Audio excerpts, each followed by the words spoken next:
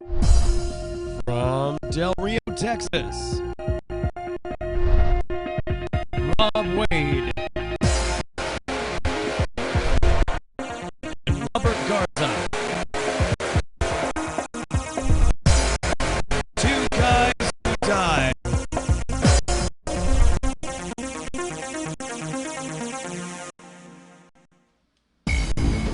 This episode of Two Guys Who Die, recorded Saturday, 11 August, 2012. Episode 28 on Amistad Pond.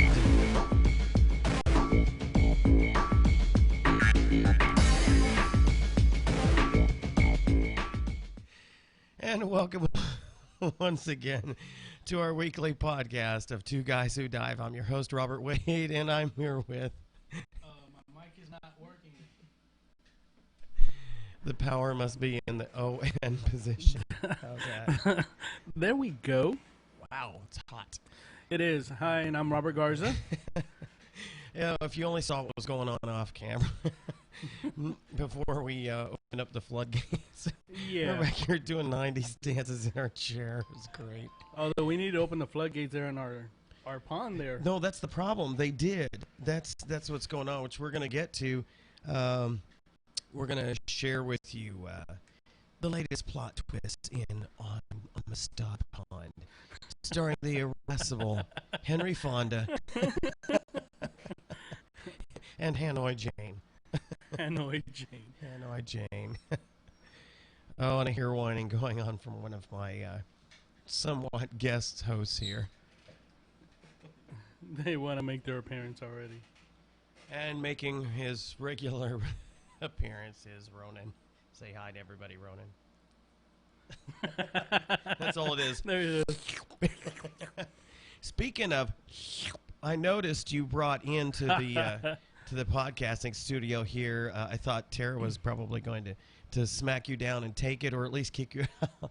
Well, you're going to be sharing with that a little bit more about that later, but Yeah. he brought in a confectionery delight. You know, I actually brought this in, as a token of, it's Friendship? a friendly gesture, a friendly gesture to one of our sometimes frequent co-hosts. What, you're not kidding? Yeah, he brought a frozen confection that he'll be talking more about later, but it's just wrong that you didn't bring enough for the rest of us. You know, this here is my daily routine here of coffee. I normally have it. And of earlier course, in the there are morning. people like my dear friend Lori Schifani, who is the proprietor of Dear Cup of Coffee. She might take offense at that being called coffee, but I could be wrong. But she's probably not. Well, Troy, this is for you, Troy. I know you love McDonald's coffee. It's the best coffee in the world. I know it is. It's even second. It's even ahead of Starbucks. But hey. Now, you know there are people going nearly running off the road or falling out of their chair if they're watching or listening to this. Like, what? No, this better is than Starbucks. It's a frequent tweet thing that Troy and I have. We're always discussing coffee. I guess we're bored. We got nothing else to do. Y'all need to get better jobs or something. That's sad. No, we require jobs that require large amounts of coffee. That's what it is. Exactly. Caffeine. Yeah. Mother's milk. And for those who are Firefly fans, and those of you who are Firefly fans are affectionately known as brown coats. You probably are familiar with the term mother's milk, especially if you're if you happen to tweet or follow the tweets by Adam Baldwin. Who was Jane Cobb on Firefly and Serenity. Somebody actually showed him a picture the other day, tweeted him a picture of something, tea, basically as mother's milk. He referred to as mother's milk. I'm like, oh, that's awesome. Somebody even saw that. But it was a kind of tea. Yeah, just a great homage to I follow his tweets. He's very prolific. No relation to Alec and the rest of the crazy lot. But, as a matter of fact, he was on, what was that show with the geek who became the super secret agent? What was that series? It just ended. I have no idea what you're talking about. I can't believe I don't know. For a change, I'm at a loss because I mean, we normally kind of follow the same shows. Yeah. Well, I never watched it, but I know I have a lot of friends who were absolutely they were absolutely crazy and fandom of that show. And Adam Baldwin had he was a regular on that show, and of course it's no longer in there. And he has actually since shown up on at least one episode, maybe two, of one of the shows I do follow now, Castle, who stars another Firefly/Serenity cast member, Nathan Fillion, who was Malcolm Reynolds, the captain of Serenity, the Firefly vessel. They actually had an episode where they got to work together again, which was kind of neat. Seeing the kind of roles they were playing. You know, I like movies, especially movies that I like. Right. When some of the cast members work again with each other. Yeah. You know, I just think I think it's cool. That happened with. This coffee is good. And we're being passed a note by our producer. Oh, thank you. You could have gone in the chat room and shared with that. Oh, okay. But my wife, Tara, the producer. His name is Chuck. Chuck. The show was Chuck. Well, I tell you. Now, if we had a chat room actually active, we could have people that would probably have answered that question. But that's, Chuck. Good. I guess it was a good show. It lasted several seasons and, created quite a fandom. That's awesome. But speaking of former castmates getting to work together again, Ben Browder and Claudia Black, man, I'm pulling these names out, who were the love interest for the ages in the series. The La Boat? No. Stargate. Towards the end, after that shifted from Harry Dean Anderson leaving the show, and somebody is approaching the house, and there go the cameras as the dogs go whisking by and hitting the stands. The only Stargate I ever got into was the actual movie. I could never get into the series. Really? I liked, it's like they got progressively less interesting. Stargate SG-1, I really liked. I was a little disappointed as it moved, as Harry Dean Anderson kind of slipped by the side, and they decide they need to bring in Ben Browder, who is he's good in the sci-fi stuff. He was perfect for the role in Farscape, and Claudia Black was perfect for that role. If you weren't a fan of Farscape, you might know Claudia Black for her participation in the cult favorite Pitch Black with Vin Diesel, right? Which kind of launched his career. She kind of had a somewhat of a small role in that movie, but she ended up getting to become a totally different kind of character from what she played in Farscape. She got to play kind of a Han Solo sort of a character, a scallywag. She would always try to find a way to con people out of money and stuff like that. But she ends up, having a little bit of an altruistic heart, and so she ends up helping the Stargate, the SG-1 team, headed by Ben Browder, towards the end of that series. And then of course, after that was Stargate Atlantis, which I kind of liked. I was kind of surprised that it ended when it did. And then they created that abomination called Stargate Universe, which was basically just it was a show in search of a concept, and they used all these technologies that were introduced in the two other series just to create stupid and, in my opinion, offensive kinds of scenarios. I'm like, oh, seriously? Come on. You're really going there? It's funny you bring that up, talking about when you try to push something forward and stuff. I got a review to talk about, a movie review to talk about. Is it the movie that I've got on the list to talk about? What is it? Total Recall? Okay, we can talk about that one. Okay, but good, I good. I also went to see just last night. I went to go see the Bourne Legacy. Not a fan of what's his face? Ben? Is it Ben Affleck? No. Who was the guy that was in the first two? Or Okay, first three movies? it was I already forgot. He's one of those two guys, Ben Affleck, and Yeah, I know. whatever his name is. Who cares? I can't stand him. He's a dweeb. And so I was like, not really. I was like, not going to get interested in those movies. So this third one introduces a new guy, and Matt Damon. Okay, all right, there we go. The my producer again comes through. All right. Well, actually, I'm not a Matt Damon fan at all. I know he's made some really good movies, and he's gotten some acclaim with rave reviews. Right, he got acclaim with his Good Will Hunting that he did with Ben Affleck. Right. But Affleck. Couldn't resist. Sorry. The only thing is, out of all the movies, though, I did like the Bourne movies. Okay. He did pretty good on those. Mm-hmm. When I heard that he wasn't going to come out in this particular movie, I was kind of skeptical about going to see it because I don't like movies. Was it that his contract was up, or he just didn't like where it was going, or No. he got too big for his britches? What was the deal? I don't know. I don't know what it was. I honestly, I don't know if it was a contract issue much. or if it was kind of like a scheduling issue. I'm not really sure what it was. Right. But he just didn't sign on to do this one particular movie. So they decided to replace him with Jeremy Renner. Uh-huh. And he's a great actor. I like him. Well, of course, those who are Avengers Hawkeye. fans, they know Hawkeye. recognize him as Hawkeye. Yep. And he came out in the new Mission Impossible Ghost Protocol. Yeah. He was one of the agents in there. Yep. So he's slowly coming up. He's come out in a couple of other movies, but anyway.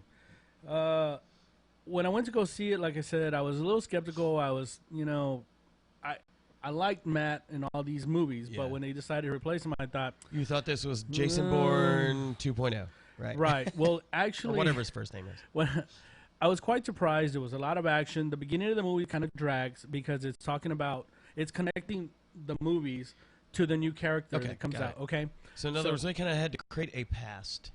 Exactly. Yeah. It starts off exactly where the last Bourne movie, if you've seen it, where they're having the trials and stuff because of all the spy stuff that they try to hide from the oversight. It's always that spy stuff that gets you into trouble, and you have trials. It's never good to tell lies. That's right. Secrets just get you in trouble. Tell the truth. That's tell what the we're truth. saying. That's it. Tell the truth. Tell the truth. Yeah. And so anyway, it starts off like that. It's a little dry in the beginning, but please just stay in your seats. Don't get up and leave. It does get a little Don't go potty. Don't get popcorn. Well, I'll tell you what. If you're going to go to the bathroom at the beginning of the movie, it's time to do it. You don't want to do it at around half point because that's when the action starts. And kicks it up a notch. He did a really good job of introducing the new character, and they talks about him. But it ends exactly like all the other Bourne movies, to where there's going to be another sequel. So in other words, I guess Ben is out of the picture, and did he have at least a cameo? No, but not even like in the form of like footage from the previous films. They didn't show footage. All they showed was pictures of him. Oh, so they did show pictures. Yeah, they showed pictures of him, and I mean they talk about him through the whole movie. Jason Bourne. Gotcha. And there's this one scene, I'm not going to give it away, but there's this one scene where Jeremy Renner, he's going through training, as they train these guys, all kind of ridiculous training they go through. He's sitting in a... I know all about that. Yeah, we went through that kind of training. Right. He's laying in a bunk.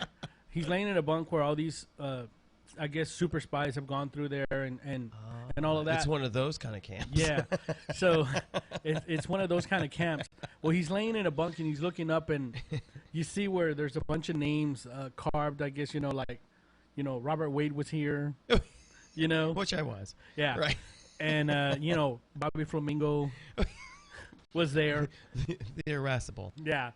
So, and then all of a sudden it just goes where Jason, he sees Jason's Bourne name carved in a piece of wood there. So Jason Bourne was there. Right. He went through that same training. And they actually discuss how the the modifications and the enhancements that they did to Jason Bourne, how it all came about, and now they're actually applying it to these new guys, and it's actually really interesting, really interesting. Except there's a little twist to this one, so I don't want to give. You it don't away. want to share that with everybody. Yeah, you got to watch it. Well, if I remember from the clips, it just shows you how actors kind of cross the genre, or not genres, but the mediums, but tend to be somewhat typecast. If I saw the clips right, one of the guys that's, I think, he's one of the heads of the project or whatever, older gentleman, wears glasses. He is the lead guy in Alphas. Yes. On Sci-Fi Channel.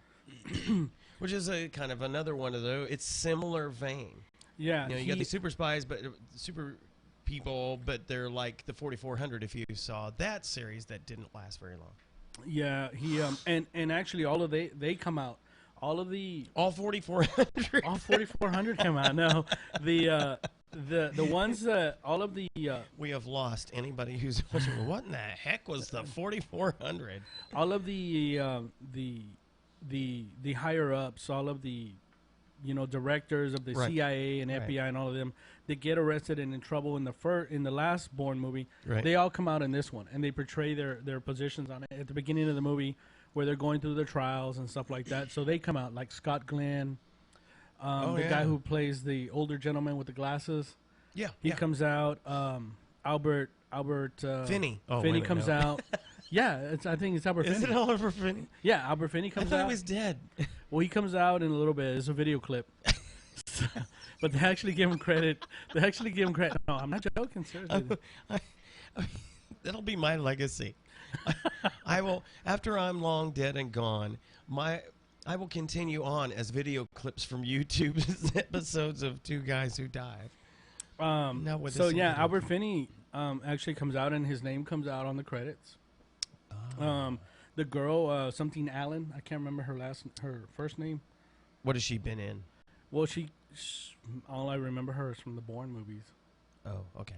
So anyway, she comes out, and they're pretty much trying to, put a noose around her neck regarding all these projects and stuff like that. So you created these monsters. You did it. It was your fault. It's all you. So anyhow, but yeah, but it was a good movie. I gave it last night I gave it a 5, but then I was kind of thinking about it, and I'd go as far as saying it's a 7, about a 7.5, maybe an 8. It's funny that a movie gives you a worse first impression than it does after you've had a chance to mull it over. Yeah.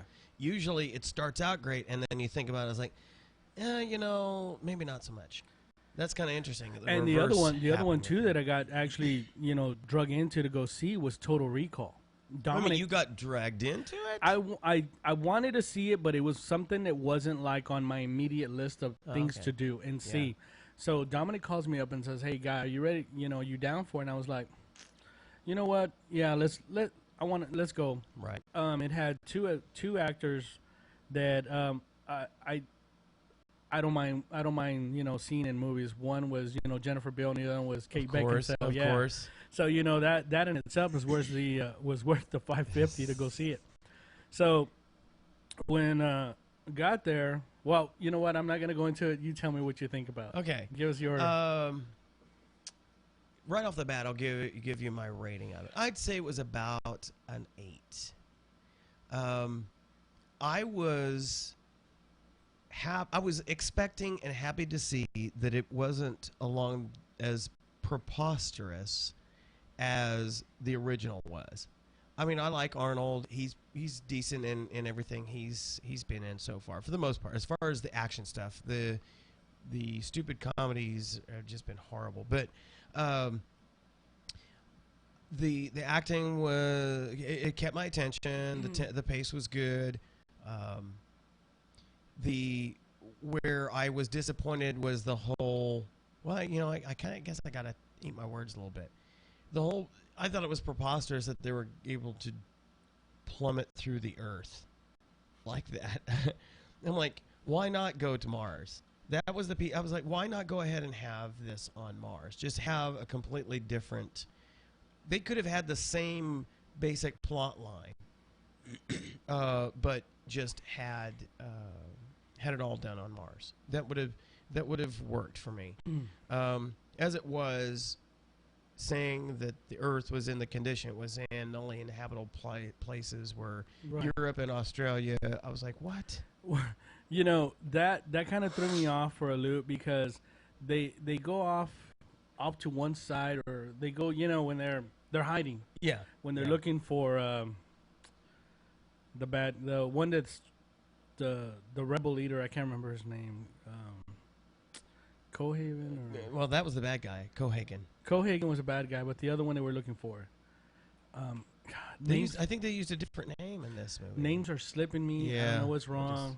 Anyway, so it's fun. Look it up. It's funny because they go into this area of, you know, this place. I don't know where it is. I guess it's somewhere in America or something.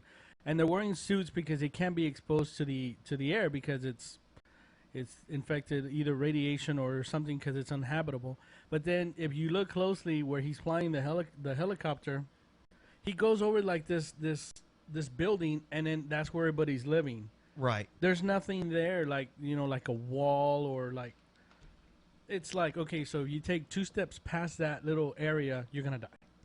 Yeah, that didn't make sense what to is me. The separator? What exactly? A force field or something like that. I'm like, oh, what? For me, I gave it actually a 9.5, and the reason was because of the action. That's it. That the action and like you said, you can't really remake an Arnold movie. They tried with Conan and it didn't work. Wait a minute, they tried. When they try to remake an Arnold Schwarzenegger movie, they try to remake Conan, the Barbarian. That's right, they did do that. Oh man, that thing flopped. It was horrible. Yeah, it that was horrible. did not go. You just can't do that. You know, you can't do that. Matthias, that's the character you're looking for. Yeah, he's the one. Bill Nighy or Bill Nighy, who of course who worked with Kate Beckinsale in the Underworld. Exactly. It's like, 6 degrees of Kevin Bacon all happening again. So anyway, I gave it a 9.5. The whole movie was Kate Beckinsale trying to kill. Yeah, because in the original you had Michael Ironsides, right, who was married who to always Sharon plays Stone. a great who always plays a great bad guy. First thing I ever saw him in was Scanners. Exactly. Great film. Kind of bloody and everything, but it was just what a great concept. You know, I saw that movie not too long ago, and I remember when I first saw it. It looks quaint now, but I'm like, that was like a cult favorite. That was like I mean, so outrageous. Yeah. But so his character basically wasn't there at all in the movie, and so it was all about Kate Beckinsale, who was the Sharon Stone character, chase him throughout the whole movie. Man, which was, it was fun. It was a fun ride. Gosh, she was like... It was kind of like a video game, though, as they were going through the little tunnel, the elevator tunnels. Yeah. I'm like, man, that would translate to, if it doesn't become one, I'll be surprised. That would translate into some sort of either a platformer or a first-person shooter type game. It was crazy. It was. If you haven't seen it, the way she's chasing after the guy, thought it was awesome. The whole movie was great. Wow. I'm just watching I pulled up, golly. I brought up my task manager. Quite a spike there. I'm watching, I'm running my machine at nearly 100% the whole time to do this podcast, which tells me my poor machine is right at the ragged edge of its capability. Well, if you turn off Metro, it'd probably work. This isn't Metro. This is Windows 7. And actually, I'll bet it would work even better under Windows 8 because Windows 8 has less system requirements. So, but it just shows you. I mean, I was reading performance tweaking for the software XSplit. Mm-hmm. That's what we use to do this podcast. And I noticed that the recommended, ooh, I'm getting a delay here. The recommended processor is a, it's working. That's weird. The recommended processor is actually an i7. Oh, wow. Yeah. I'm like, ooh, I'm not even close to an i7. This is a AMD quad core, which is it's a good model of the quad core AMD chip X2, but it's not an i7. No. I knew an i7, and you're no i7. You know, I saw an i7 in a Dell laptop, and I can understand why they require it, because that baby does some processing. Yeah. It eats away the battery in like 2 hours. Isn't it amazing? Yeah, 9-cell battery. Yeah, you definitely don't want that on your average laptop. No, I have an i5 on mine, and it's perfect. I mean, it gives me about 7.5 hours of battery life. Right. And that's if I turn off the keyboard lights. Right. And, switch everything off, and Wi-Fi, and just actually working on it, it'll give me about 7 hours. idle.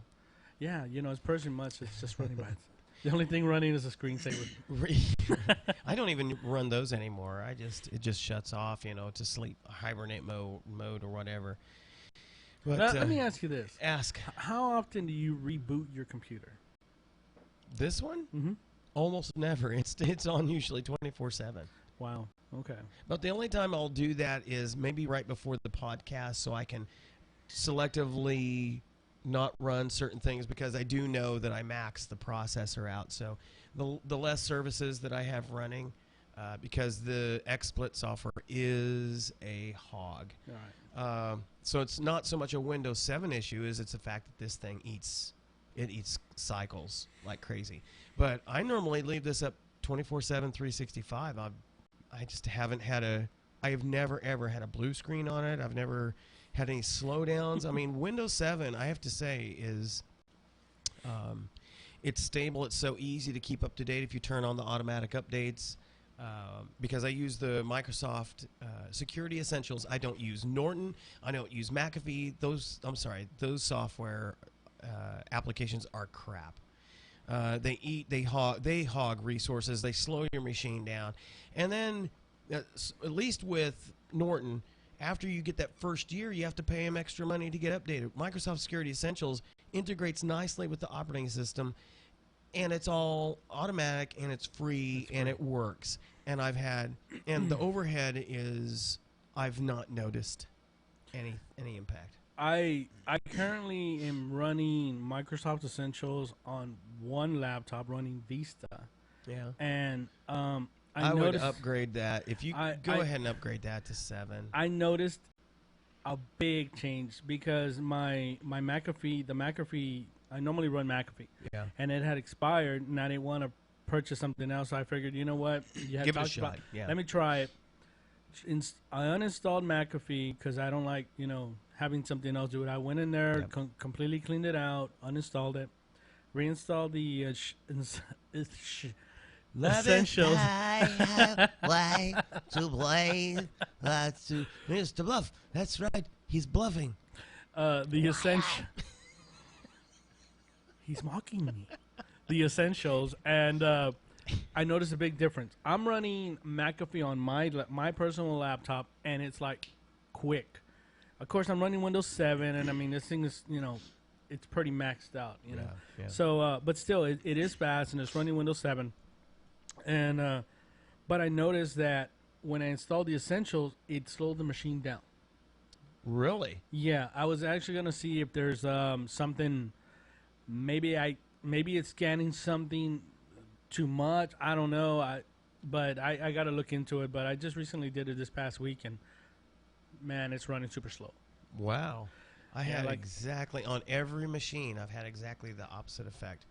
And it actually works even slicker on Windows 8, because some of they shifted some of the stuff where it was part of the Defender. Well, now the Defender kind of becomes all of that, and so it's even more it's smoothed out, because they pulled out duplicate code that was kind of bouncing back and forth between the two on Windows 7.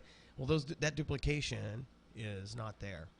Folks, I'm blaming Metro. It has to do with Metro AG. Wait a minute, there's Metro AG. Those people, they can just they can just not exist as a company as far as I'm concerned.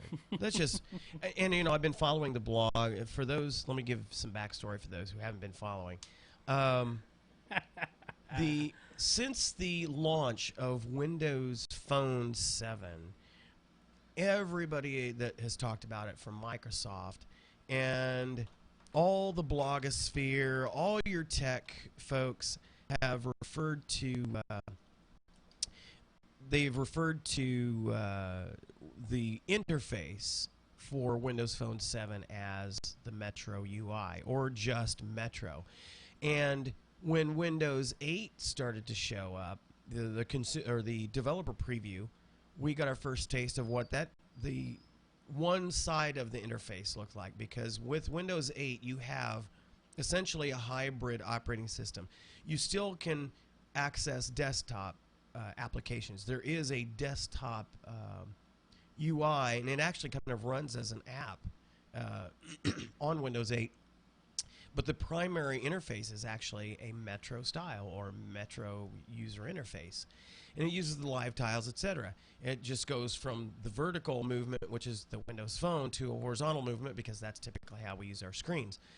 And everybody's been calling it that. It's been even though it's not been an official name, a nomenclature, that's what it's been referred to by everybody. And that's really, to me, it's the best way it describes it. Well, suddenly, without any kind of hello, how do you do, we start seeing this the blogosphere open up with Microsoft sending out a message to their folks saying, okay, starting now, nobody uses the word Metro. I mean, even though it wasn't, and they publicly they say, well, it was a code name, it's like Longhorn and whatever. It's a code name. It was never an official name, and so we're going to start referring to it by its commercial name. And we're like, what commercial name? Windows 8? Windows 8 is the whole package. And oh, by the way, what are you going to call? You've had the official name for Windows Phone all this time, and you've been referring to it as the Metro UI or Metro style. And so suddenly you're rebooting. It's like Microsoft rebooted, like Superman rebooted, installing updates. Yeah, I'm like,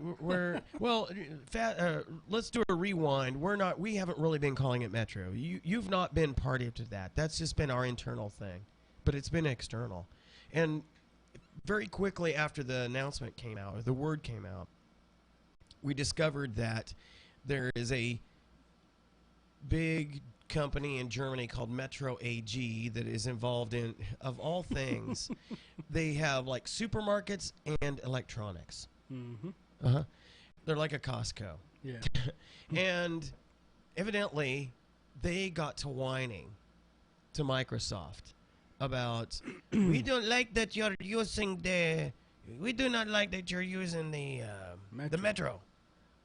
So we're going to be Nazis about it, and we're going to tell you can't use it. Well, Microsoft just needs to get some huevos, and they need to stand up and say, you know what? We're not using it as official name. Metro is a word commonly used all over the planet for so many things. Exactly. I was about to say that. I mean, it's a word.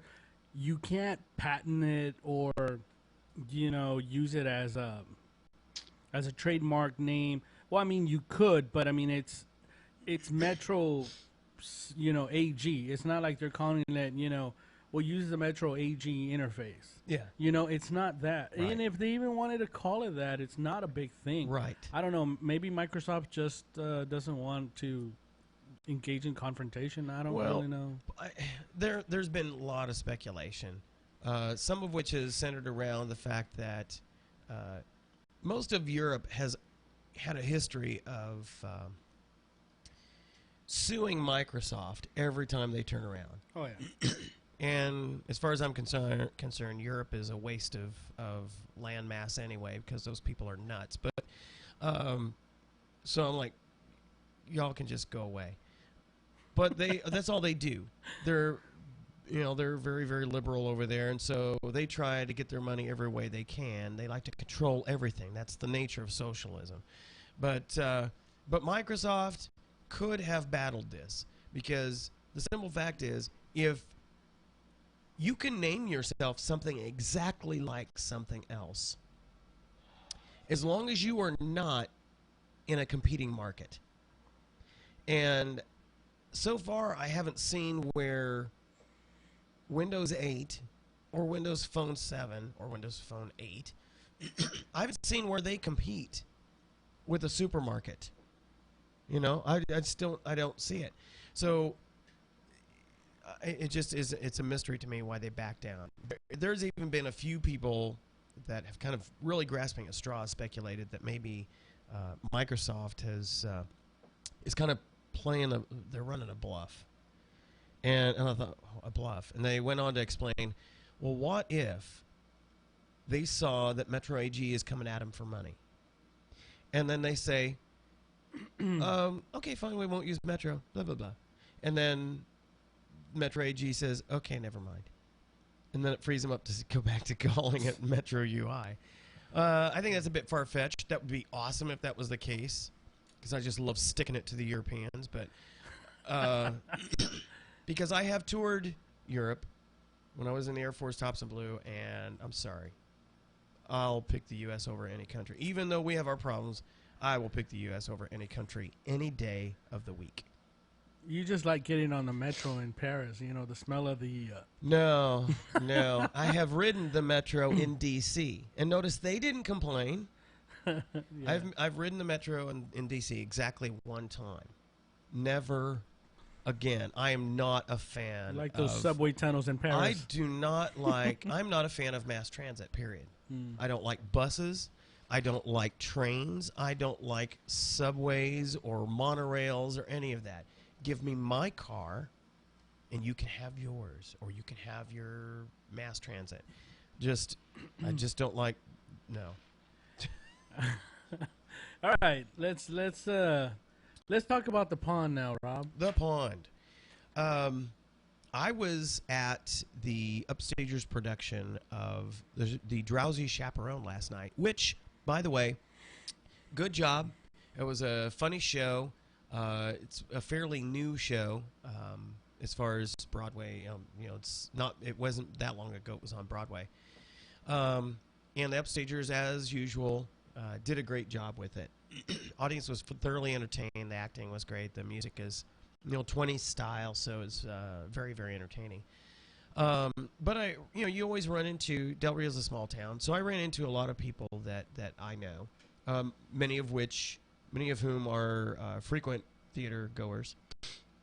And talking with one of my friends who happens to have a business as a fisherman guide. Mm-hmm. We were talking about how low the lake was, because, of course, his perspective is from the fishing aspect. Mine is from the diving aspect. And he said he got the call yesterday. Let's see, actually, it would have been the day before yesterday. He got the call that they're going to let another 12 feet out of the lake. And I'm like, you've got to be crazy. And then on my Windows Phone 7 device, I've got a weather app which happened to also show up an alert. A live tile said, oh, you've got a flash flood warning. I'm like, what? I'm like looking outside, and there's clouds, but and we've had some little interesting storms, which we had kind of interesting blow through yet last night. Right. But I'm like, what? Flash floods? There wasn't been enough activity to create that. Au contraire. What was funny is I opened up the details on it, and it said there's flash flooding down the Rio Grande. I'm like, what? Due to the fact that they're letting so much water, planning to let so much water from starting yesterday through the 15th. Oh, okay. To go downstream for the irrigation farmers, etc. And so I went out there this afternoon because I wanted to get some pictures to see how much it had changed just in a day. And so I've got a few pictures up here. So this is walking down from our Holy yeah. smoke. This is looking back up the hill. This is when I teach the class. This is what you have to carry, or I end up carrying a lot of it, the gear up and down. And we used to see in this picture where it starts to get dark, the darker line there of rock, that's actually where the water usually is here. And so you'd already be underwater typically. I was like, what? Now, here is another view kind of off to the side of the ramp. Notice that there's a drop-off right there now. The water used to be where that bush is. Just a couple of days ago, the water was up to there.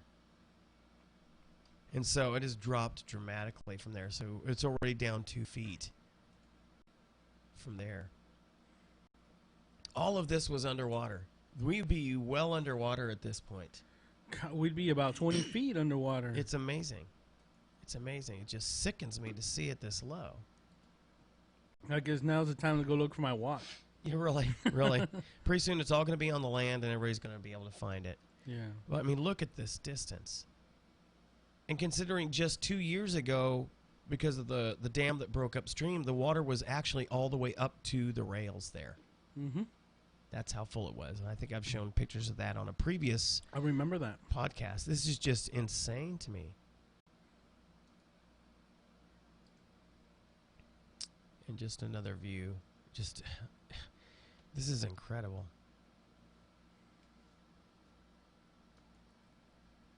I've got some video that I took that I didn't have time by the time I got back to the studio to pull off because it was synchronizing to the cloud. And the video was actually HD, and I should have stepped it down a notch because I didn't really need to have it in there, but I was like, oh, don't. So it's 720p going up to the cloud. I'm like, okay, I better wait for that. I mean, just look. That's a shame. Look at all this. I mean, this is crazy. The boat has to be out of water almost. I'll bet you by Wednesday the small boat's going to be exposed. Well, it may not be exposed because it was at last Sunday when I went diving with Troy. It was at 21 feet. All right. So if they drop at 12, it's going to be a real short dive. So I'm probably going to have to shift the buoy out to the big boat. Gosh. Amazing. Now, this is out at Governor's Landing.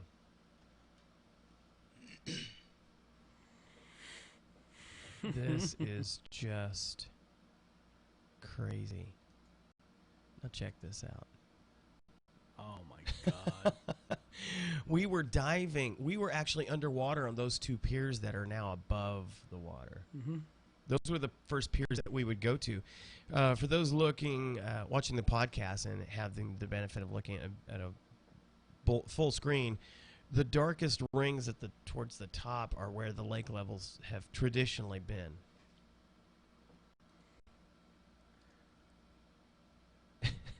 I mean, it's like a crater. I did my rescue there. That's right. Well, this is off to the left. I'll show you. See, I think I have a picture of. That's where you did your rescue. God, it was. You see the green tuft that almost is off the screen up at the top. That was actually underwater. And so all of our beach stuff was all above that. So all of this where these people are standing was underwater. You know, pretty soon they're worried about irrigating and giving water for the people downstream, down the Rio Grande. Pretty soon we're not going to have any water to give them because we're not going to have any over here. I mean, look at this. This is standing down at the water level. We were cruising along these rocks underwater. Water. Yeah.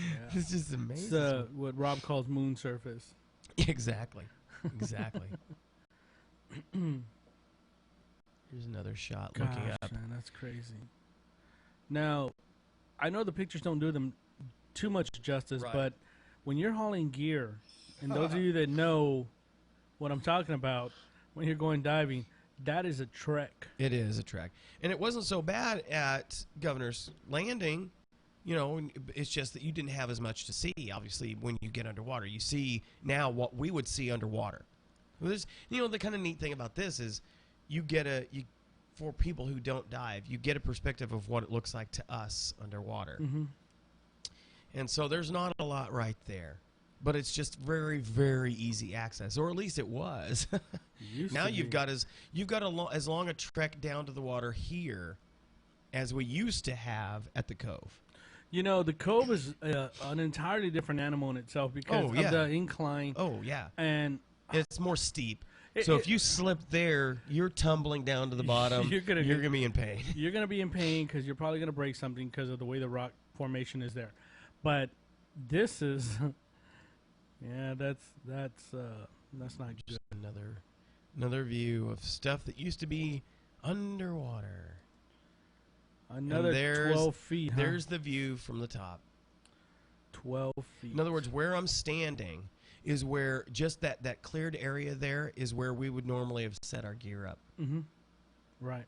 And it would just be just a few steps to the water. But now look how, I mean, this is just crazy. Wow. It's just... I mean, the time when we dove, a few weeks ago when we dove the abyss, I knew that the water had gotten, because when we were hauling our gear to the shore there to get in the water, I mean, I remember I felt it because it was heavy.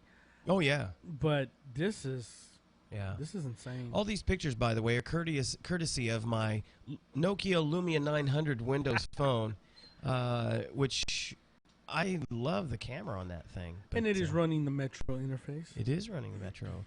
It is Metro UI. So those are some interesting photos from on Amistad Pond. I mean, look at this. It's nearly depressing. Look at off to the left here. You see this jetty, which was all underwater. It's now well underwater, and you got picnickers down there. They got a barbecue going. It's just they'd be trying to light a fire 5 feet underwater right there. It's just crazy. You know, if you're watching this and you have connections or people, make some calls, guys. Please help us try to save our lake. Save our lake. Which, it's still all canyon, and so you get down. There's still another 200 feet out in the channel, but oh, here goes the liner. Yeah, but I mean, still, that's just too much. I mean, I know we can't be the only people supplying water. You would think, but and I just think, well. We could really get into serious discussion about farming and how that's done. And, some people that do it right, there's a way to do irrigation farming right. There's a way to do it wrong. And most of the people down in south of us don't do it right. And so what you have is what you see here is the end result. Anyway, so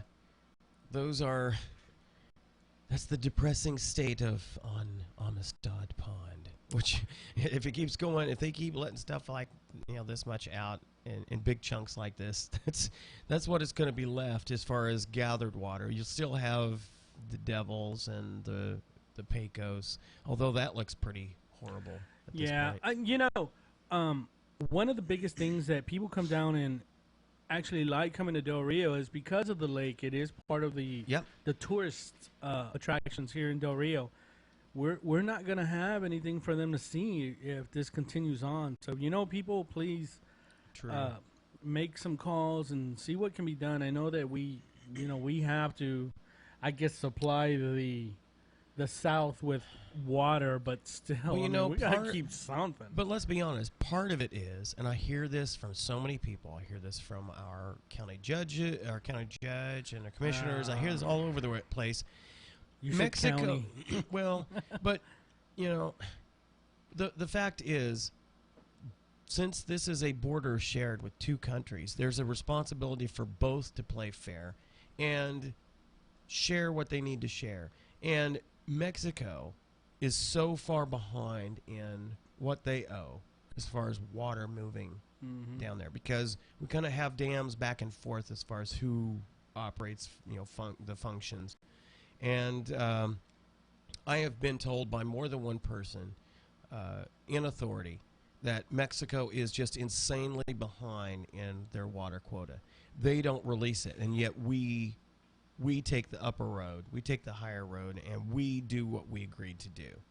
It was like, you know what? There comes a point where you just say, as a nation, later for you. You know? How much of the stuff downstream is being Irrigated. Yes. Irrigated. There you go. See, I don't know what it is. I've been having this Last problem. week you kind of had Last this. week, I know. And then look at me. I'm forgetting names. I Yeah. never forget names. Anyway, how much of the irrigation that's going on downstream is actually on the U.S. side, and how much is in the Mexico side? You know what I mean? You know, I don't know, and I probably should ask that just so I have that knowledge. Because for all we know, it could be the people from Mexico bitching, hey, we need more water down here. Yeah. And here we go. Where, they call us. And But, let's face it. I mean, I'll be the first to tell you. I do recognize that we have a lot of land that is farmed and cultivated by people who don't have the latest skills, knowledge, and technology available. So they're using older, well, it's the way we've always done it, methods and technology. It's kind of like when we first discovered that for farming you should rotate your crops. They'd burn out soil because different crops would pull different nutrients from the land, and so eventually it would just burn it out. Mm-hmm. And so somebody discovered, and probably this generation of kids has no clue about this because they probably don't teach it, but they discovered that if you rotate your crop types, you can actually, and you keep one field fallow for a season, that you actually replenish the land. It actually keeps it healthy, and you're able to grow the crops you need to grow. And then also, they discovered, when you're diving, when you're planting in hilly areas, that terrace farming actually prevents erosion. Terra Farms? No, not terraforming, terrace farming. Yeah. Yes, Tara's farming right now. Terrace farming right That's now. right.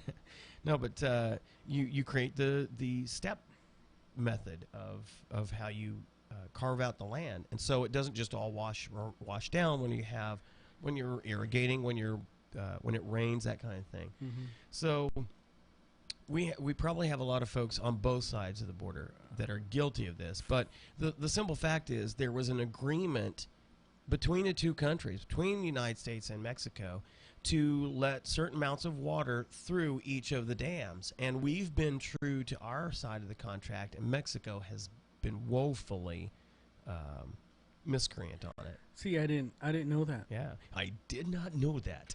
I did not know that. I did not know that.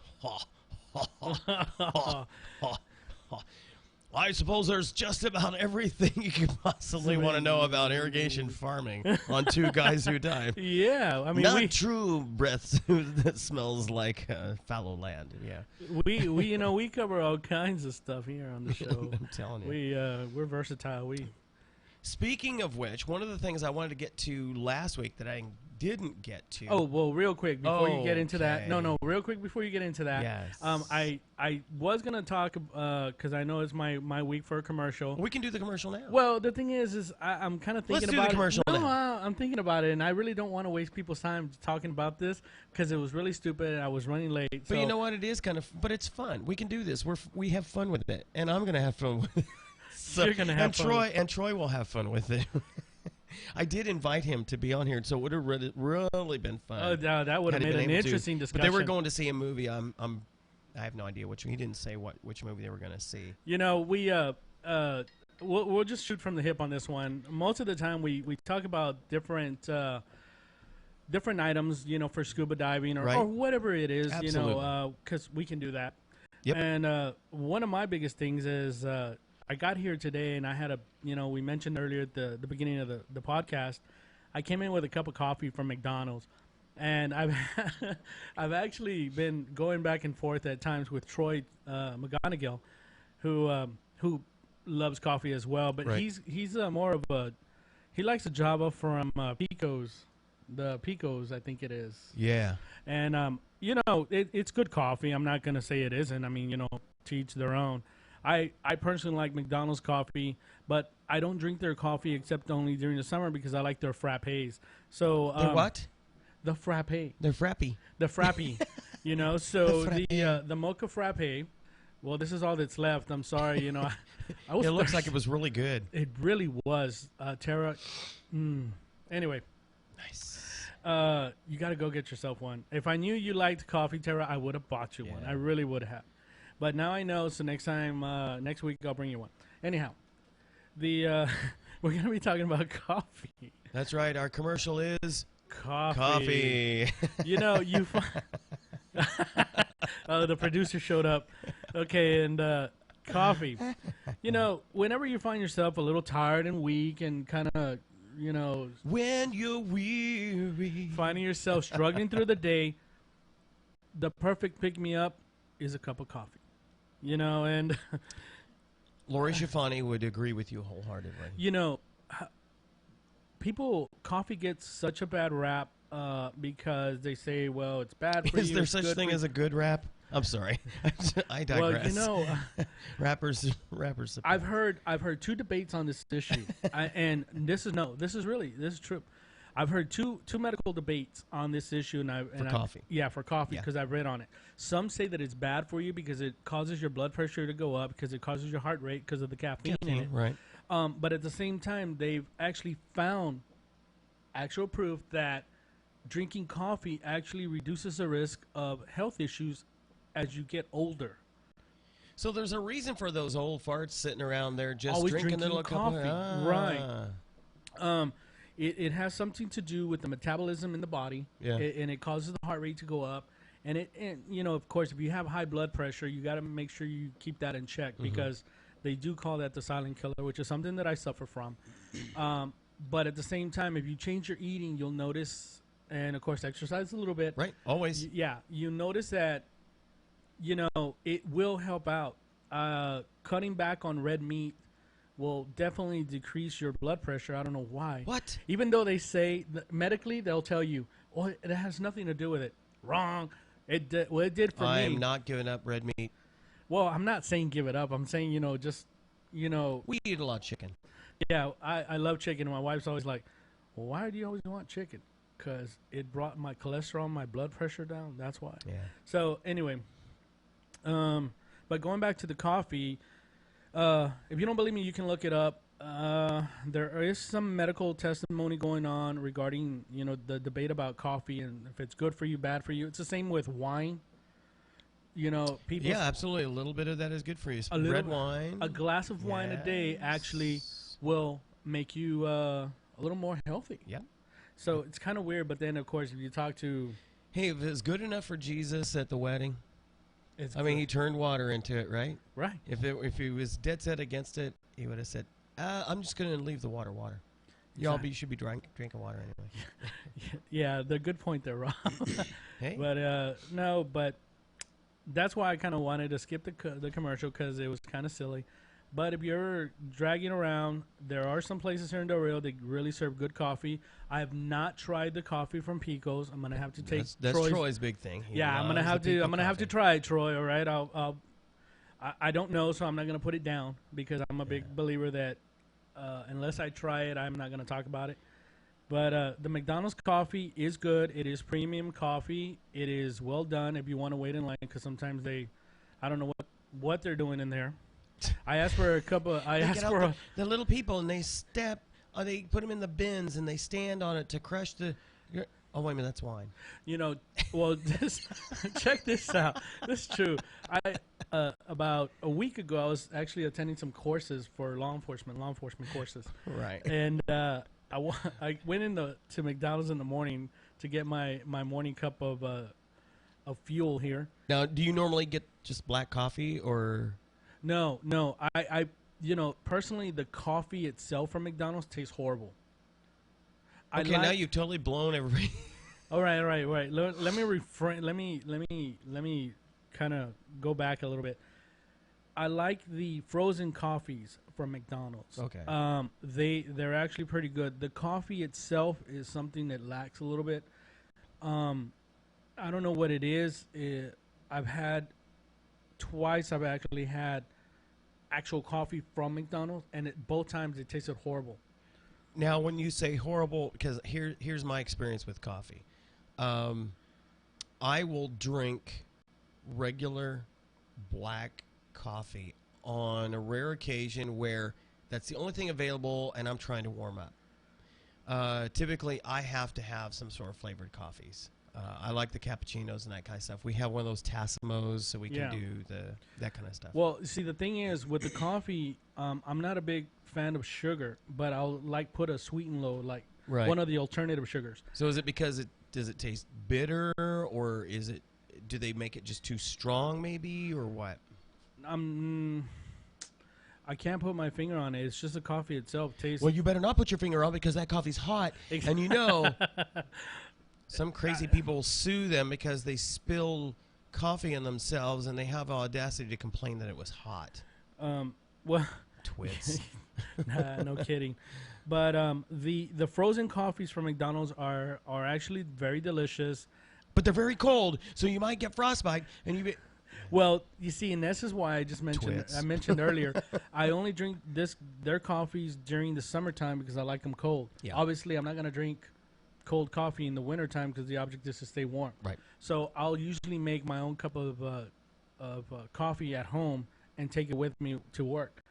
But if you ever want a delicious frozen cup of delicious frozen coffee, McDonald's is a good choice. If you have a Starbucks wherever you're living, of course you can get those there. Mm-hmm. If you have a Dunkin' Donuts, I know they have their own, and so does Sonic now has them, and so does Dairy Queen now. They have their frozen coffees.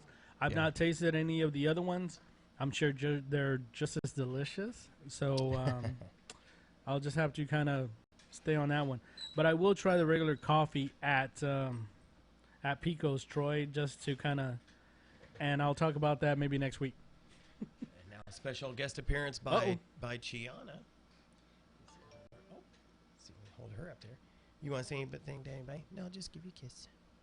This is our little girl. There you go. Little girl's dad's my baby. She is such a sweetheart. She's got half an ear. She's got half a ear. Yeah. She was a little hungry. You got a little stuff on your eye there. Yeah, she's a sweetheart. But okay, so cool coffee. We do our fair share of coffees, but like I said, it's typically the flavored coffees. Now I might as well jump on that bandwagon. I haven't tried the ones at McDonald's, so I think I'll have to now. We have tried the ones at Wendy's. They're okay. I've never tried those.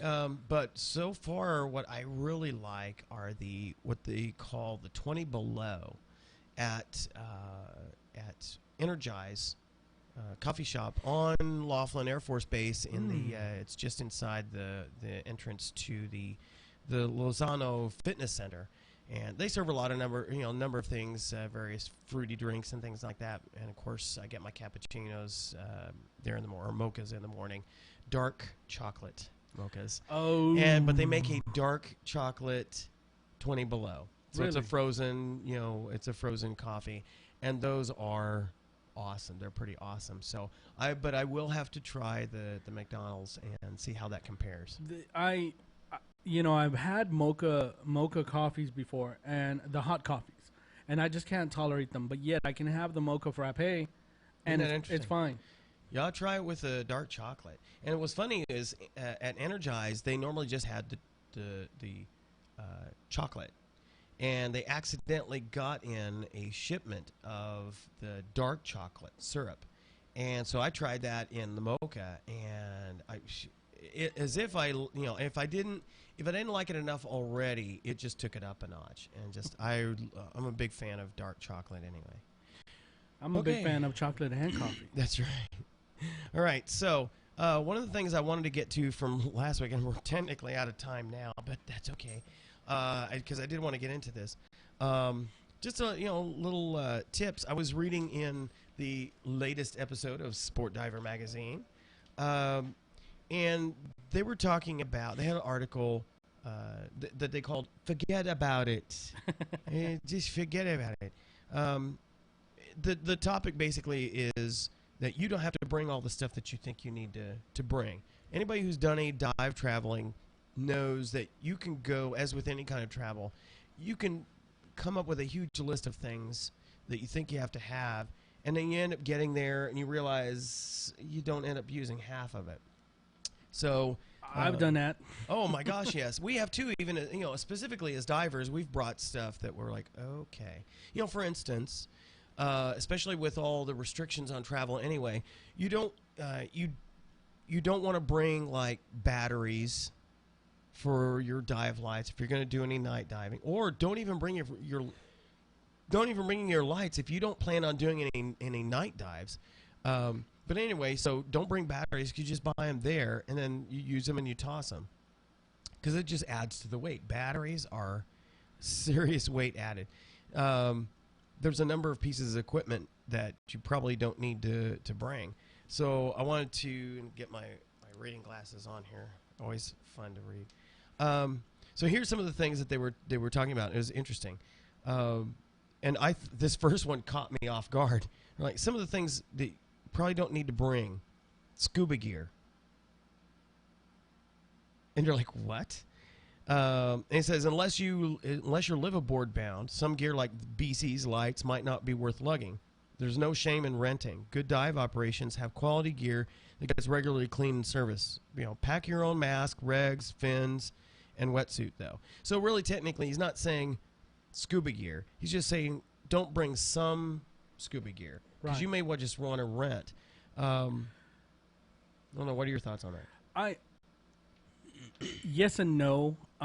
Some, I know that they sell BCs nowadays that are more travel friendly. Absolutely. I mean, they collapse. They don't have the spine, or should I say the back? They're soft back. Right. They're soft back, and you can fold it and put it in your carry-on. You can put it in a carry-on and things like that. Yeah. But you're also looking at buying another BC just for this purpose. And if you don't travel that much, it's an inexpensive you don't need.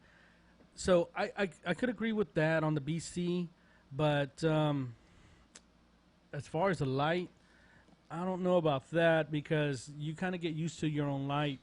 So I don't know. It all comes down to, I think, the condition of your gear. The condition of your gear. Mm-hmm. Now on the regulator, I will agree with that. Absolutely. Bring your own regulator, because you know that this thing's been cleaned, taken care of.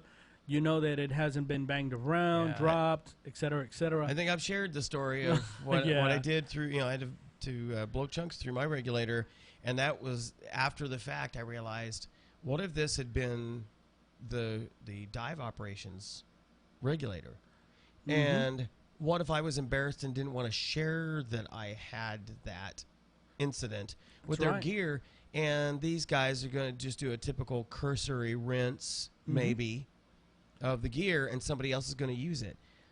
You don't want to invite. There was one time I had a dive incident. I was out of air, and Robert was handing me his regulator, and I looked at it, and I was like, no, no, not liar, liar. He told me the story of that. Yeah, exactly. No, it was that was later on. You actually gave me your alternate. Absolutely. Beach towels. Well, that makes sense. You typically are going to have that available to you either through a dive operation, or you're going to buy something there. A hotel. The hotels. The hotels. Yeah, I know a lot of people come away with monogrammed towels. Foreign currency. They say changing money before a trip is a hassle, and airport exchanges are a ripoff. That's true. Hit an ATM at the airport after you land. Withdraw a cash stash for tip money and cab fares. You get the best exchange rate and pay a flat transaction fee. Now, see, I didn't know that. That's pretty awesome. Mm-hmm. So don't carry a bunch of change currency with you. Yeah. Mask, defog, and other liquids. Again, their argument there is that your typical dive operation, the boat is going to have defogger. They may not have a defogger that you like. I am particular. I as one of my friends that's now moved away, he has what he calls good quality spit, and I do not. My spit does not work well as a defog, and while I do carry the spray type for students in case they want to they prefer to use that. We've promoted it on this show. Yeah. The Seagold and Seagold. Yeah, that's not Seagold. The Seagold is for me works perfectly. I like being able to make a single application and get 2 or 3 dives out of it. I also use the Seagold, Yeah. but I do have quality spit. So there is times when we you have lucky been bastard. there is times when we have been diving, and for some reason there's been times when I dive when I have a full goatee going. Oh yeah. And the mask will not seal right just Right. underneath the nose because of the hair on my Yep. lip. Yep. So water will start shooting in there, and then of course I have to clear it, clean it, Right. and it kind of defeats the Seagold that I had originally, applied to the mask. Yep. So then when we come up to the surface or whatever, and we're gonna do another dive, I'll usually just spit in my mask Yeah. and rub it, and it tends to allow me to finish the rest of the dive. So Yep. Shoes. Pick one pair of all-purpose shoes, such as canvas sneakers or boat shoes or deck shoes. I agree yeah, with that. I do. To wear on the plane, stash lightweight flip-flops or sandals. I don't recommend flip-flops At an airport. There's too many things that happen if the plane had some sort of an accident. You want your feet to have some sort of protection. If you're climbing over twisted metal and other people, you don't want practically bare feet there. So I think the canvas sneakers or something like that would be a good thing to wear, to have on the trip.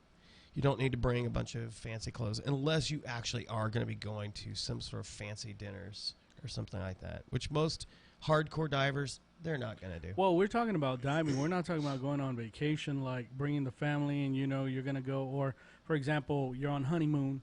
Yeah. And you're there with your new wife, and you're going to take her dancing and go to these nice dinners. Well, of course, you're going to need, nice clothes. Right.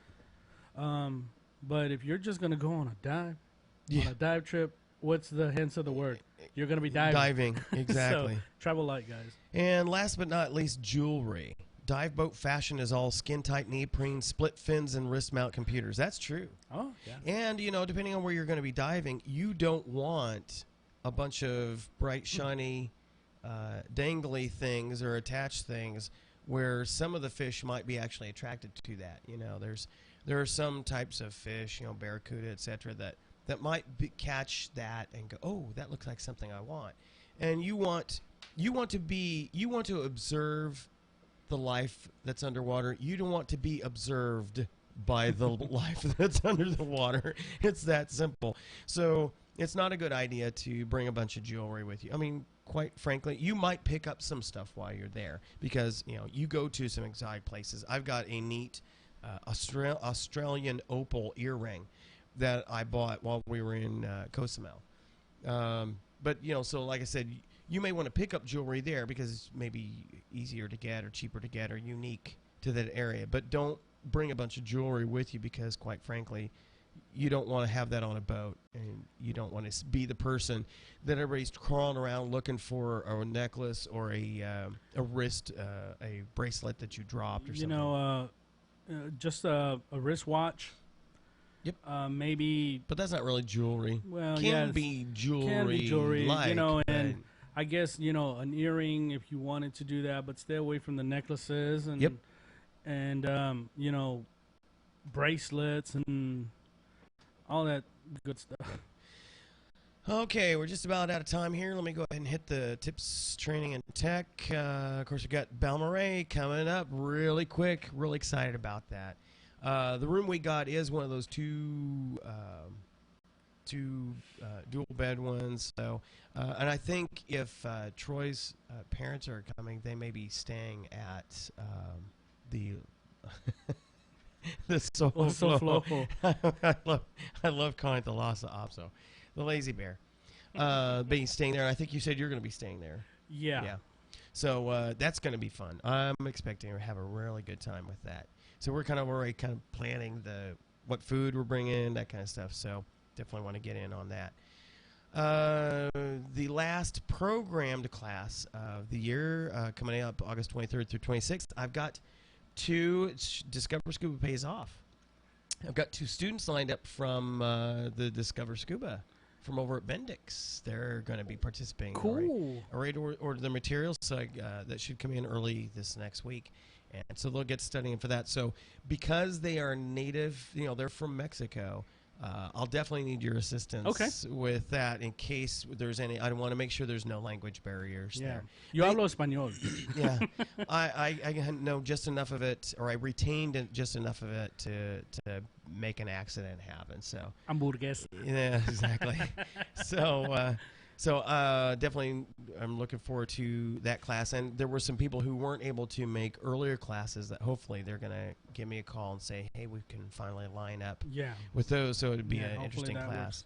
Works out. I'll probably throw at least one more date out there in September. We've got big inspection going on at the base, so that's we got to see. We're going to have water by September. Yeah, that's the other thing. I'm going to be probably looking very closely going out to the lake, maybe do a dive or 2 between now and the class to make sure. I'll probably have to move that marker buoy out to the big boat. I'll have to see what the water's like. Are you going to dive this coming week? I think I'm going to have to. If they said they're going to be dropping the water through the 15th, then probably the 15th or the 16th, try and get out there and do a dive so we can get some depths. Give me a call. I'm off all week. So. Okay, cool. Yeah, we'll need to do that, and we'll probably throw that up on the Facebook page. I'll be probably throwing some of these pictures and videos up there too. Yeah. But so anyway, we've got that class coming up. But be on the outlook or the lookout. Outlook. I love that. For some additional dates though, because if the weather and the lake allow. We'll definitely give some more opportunities. Yep. Del Rio Dive Club meeting coming up, 16 August. Matter of fact, we might just do this right after we might do the dive right after the club meeting. Make a night dive. Dive. There you go. That'd be pretty cool. Trash Fest coming up 6 October over in New Braunfels, Texas. Always a fun time and for a worthwhile cause. And you might come away with some prizes. They have some nice prizes when you attend these kind of events. They do. They really do. They do. They, a couple of years ago, Dive World from San Antonio, they tend to have they have all kinds of these functions going on all the time. All the time. They have something called the Easter egg hunt. They have an Easter dive. They have a Halloween dive. Right. They have numerous things. Well, a couple of years ago, they had one here. It was during Halloween time, so they had the pumpkin carving contest underwater. Pumpkin. They carved a pumpkin. The lake looked disgusting because they had all the seeds. Some people didn't pre-carve the pumpkin or cut it out, so there was seeds floating on the top. It was nasty. Yeah. But yeah, and of course, the reason I brought this up is because when you tend to attend some of these events, you walk away with regulators, $600-700 regulators, dive clothing, little accessories, little trinkets here and there, so they're cool to attend, especially the Trash Fest.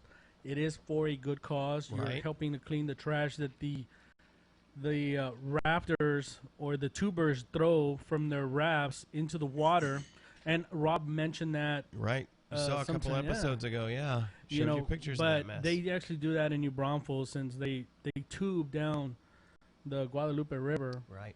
And they throw all their roofage into the water. Yep. So we get the chance to dive in there and clean it up. So worthwhile. It is very worthwhile. And if you are a diver and interested in trying to work up something like that here in Del Rio, we definitely love to hear from you because it's a good time. It is. Last but not least, we have the DEMA show in 14 through 17 November in Las Vegas. Viva Las Vegas. That's right. They switch it back and forth between Orlando and Las Vegas. So this year it's in Las Vegas. So if you're interested, if you're a dive professional, meaning you're a dive master or assistant instructor, or you run a dive operation, you are able to attend these things. I need to find out if you can bring guests with you, because I would love to bring Tara, even if, so she could just visit some of the, just check out the sightseeing and just, oh, no. Oh. Can't smile without you. Oh, stop it. Got to do a dive, Robert. That's our night dive. That's our night dive. So, yeah. So that's what we've got coming up. And let's see. What is next week? It's our last week before the... no, wait a minute.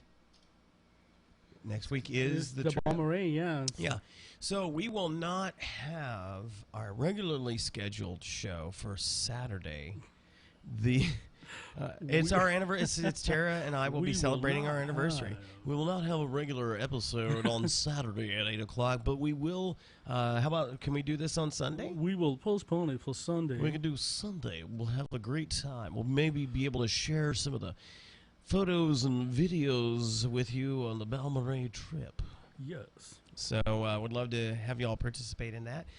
Seems like last time we did that, Laura Schifani was able to drop in and join on the chat room. I'll have to make sure she knows about it so she can maybe participate and share a little bit more about Dear Cup of Coffee. Dear Cup of Coffee. Gotta love it. If I could just get that Skype thing going, I would love to, because he still hasn't released the update to the software that lets that fully work. Come on, man. What's your hold up? That's right. Get it done. It's not rocket science. just release the update and we'll move on. So we can get her to Skype in. That would be great. Yeah. So anyway, so look for us next week. Sunday afternoon. We may try for. Or if you want to see us before, please make the trek out to Balmoral. Yeah, please do. Run into out there. Please do. You can always just show up for if you live within a decent driving distance, you can at least just show up for the day, because we'll have the trailer and be able to do. I have some gear, so if we just have kind of an idea ahead of time that you're going to be there. We might be able to hook you up with some gear so you can get in the water. It's a 4-hour drive from Del Rio. Very scenic. About 2 hours if you live in Crane. Yeah, it's about 2 hours you live in Crane. It's very scenic. That's where Troy's parents live, by the way. Okay, and if you've never made the drive, it's scenic, long, nothing there. So really interesting drive. Oh, we got one last minute special appearance by yet another of our our fur kids. This is Graza. She's the youngest. Yes. There you go. She's saying hello. That's right. You're a sweetheart, aren't you? She just stares at you. She just stares at you. She's just like, what? She's just looking at you. Look at that. She's in a daze. The camera's got her scared. It is. She's like, I'm not going to look at the camera. So, well, that does it for us for another episode. Wow, it's almost an hour and a half. This is going to take a little bit longer to upload to YouTube, which is one of the places that you can catch our episodes on YouTube or Vimeo. And definitely visit us at the website, www.delriodiveclub.com, or, of course, our Facebook page, facebook.com/Del Rio Dive Club. And we'd love to hear from you and love to hear for your suggestions on what we can do with the show, what you like, what you dislike. Well, don't tell us what you dislike. No, just tell us what you do like. So that way we can tell you we don't like it. That's right. All right, so that's joking, guys. That's right. That's right. We're kidders. Just we joking. kid. That's right. Just relax. That's right. We'd actually like to hear your suggestions or comments. Yep. Anytime you have something you'd like to ask us, or especially from the chat room. We love to interact with you. Just jump in, join, tell your friends. I consider ourselves pretty knowledgeable in a wide variety of things. True. So, we are kind of like an oracle. Yeah. So, if you have some suggestions or questions for us, please ask. That's right. We would just like to hear from people out there. That's right. Yeah. So, without any further ado, that ends another podcast of Two Guys Who Dive. Good night.